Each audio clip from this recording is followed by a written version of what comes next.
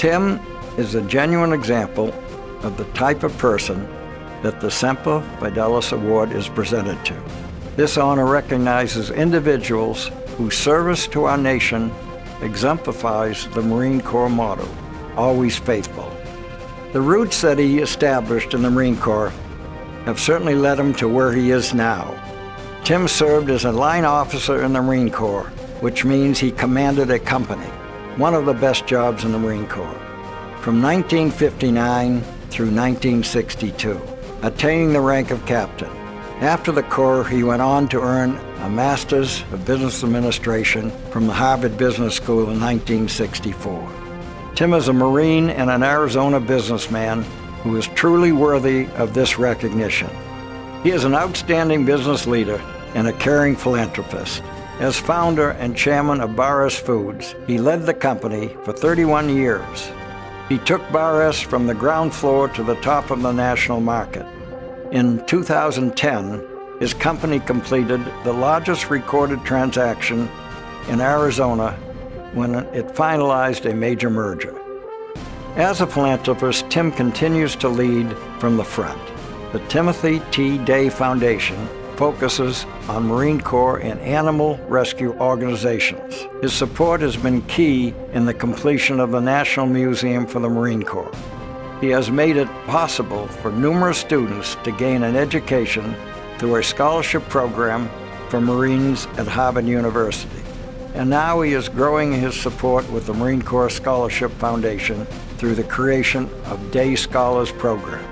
He is a strong businessman, but we should also remember that Tim is truly a caring and kind person. Obviously, any Marine who is photographed with his pug Lulu must have a soft side. I should know that because I have 4 dogs myself. As the 2012 Semper Fi honoree, I am grateful to introduce this year's award recipient, Tim Day. Semper Fi, Tim.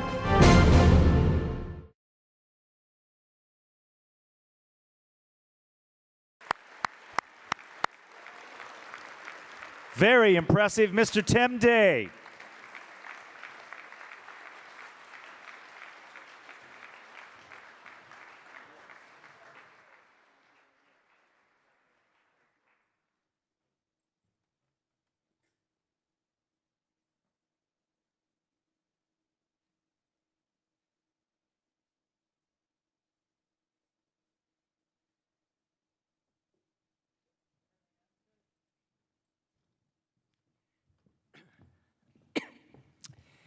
Well, Ed, thank you for that warm and lofty introduction.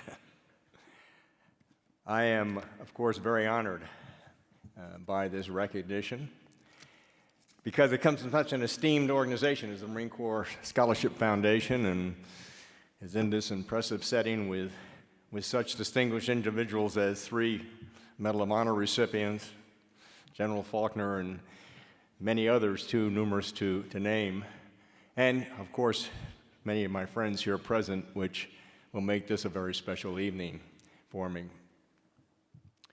Well, I think like many of the Marines in this room, I've often been asked, well, why did I join the Marine Corps? And as far back as I can remember, I had wanted to be a Marine because those that I met growing up were sharp, spit and polish appearance. They were disciplined, physically and mentally fit, action-oriented, self-confident, and fiercely proud. And I wanted to possess those qualities. I wanted to be like them. I wanted to be one of them. And the opportunity came during my freshman year in college when a Marine recruiter came on campus, and I quickly signed up for PLC, which is a form of OCS where the training takes place during the summer months between the school year. So I ended up spending the summers of 1956 and 1958 in Quantico, Virginia, running those god-awful hill trails night and day under the watchful eye of fierce and screaming DIs. Although more than 50 years ago, there are some things you just don't forget. And when I graduated from college in 1959, I was commissioned and sent to Quantico, Virginia to the basic school to commence my active duty tour. Well, my service in the Marine Corps fulfilled the promise of travel and adventure, excitement and challenge, the things that all young men are seeking, or most young men are seeking. But really far more important, it completed my transformation from youth to manhood. Had a profound impact on my core values, my personal traits, and my character, and that influence still guides my actions to this day. I was fortunate to have attended some of the finest educational institutions in our country, from high school through graduate school. But I can say unequivocally that it was the Marine Corps that had by far the greatest positive impact on my life. And the lessons I learned in the service have a lot to do with who I am today, what I have become personally and professionally. And so it's no wonder that we Marines treasure our bond with the Corps and proudly proclaim, once a Marine, always a Marine. Well, this award tonight has special significance for me because it bears the title Semper Fidelis. You all know that we Marines often say Semper Fidelis or Semper Fi to each other. Those words can be a greeting, a passing salutation, or a high five. They mean a lot of things, depending on the circumstance. But when the going gets tough, when your ass is on the line, it means you can count on me no matter what, and I know I can count on you. It means always faithful to the Corps and our brother Marines. It's what makes Marines Marines, and is the strength behind extraordinary feats. In 1945, in Iwo Jima, a war correspondent noted that the Japanese soldiers, all 21,000 of them, were willing and prepared to fight to the death for their emperor. And that made them formidable. But Marines were willing and prepared to fight to the death for each other, Semper Fidelis. And that made them invincible. And so, to be linked in any meaningful way with those sacred words is indeed a great honor, one that I will try to be worthy of. Thank you for attending this evening tonight. Thank you for supporting the Marine Corps Scholarship Foundation. Semper Fidelis. Tim, hang on one second if you would, sir. Mr. Day, come back up here. I'd like to bring to the stage Randy Bailey. Mr. Bailey has a special letter from General William Spider Nyland, who could not be with us, but he wanted to share his message to you. Hi, Tim. Randy Bailey.